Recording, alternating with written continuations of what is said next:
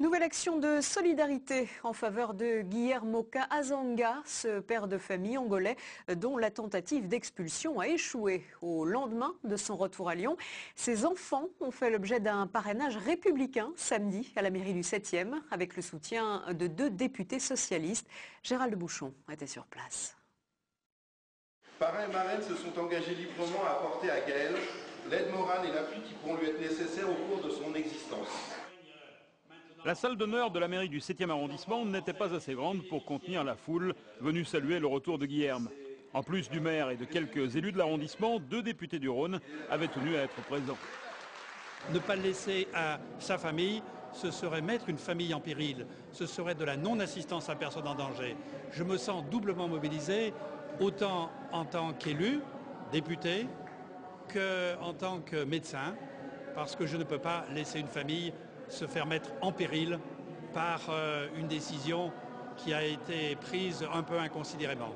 Je trouve que d'une certaine façon, cette politique de l'immigration, elle nie les valeurs mêmes de notre République. Et je le dis, ça n'est pas le vrai visage de la France. Le vrai visage de la France, c'est celui qu'on a vu là. C'est celui de tous ses parents qui se sont mobilisés pour qu'une famille reste ensemble. Guillermo a préféré que ce soit ses enfants qui bénéficient des parrainages. 4 enfants, donc 8 parrains et marraines, artistes, parents d'élèves ou élus. Je ne fais pas partie des gens qui sont pour la régularisation d'absolument tout le monde, mais là, détruire un soutien de famille, ce qu'on fait, comme l'a dit le député Touraine, même pas en temps de guerre, ça me posait un problème. Et ça me posait un problème que ça se passe dans le 7e arrondissement, qui est mon quartier de cœur et qui est mon quartier d'élection. En tant que parent d'élève, c'est très simple, c'est-à-dire que nous, on considère qu'il est inhumain d'arracher un papa à leurs enfants, et on pense que les enfants ont le droit de vivre avec leur père. Il n'y a rien de réglé pour lui. Par contre, j'espère bien qu'avec les députés qui sont à nos côtés, j'espère bien aussi que la préfecture va changer sa position.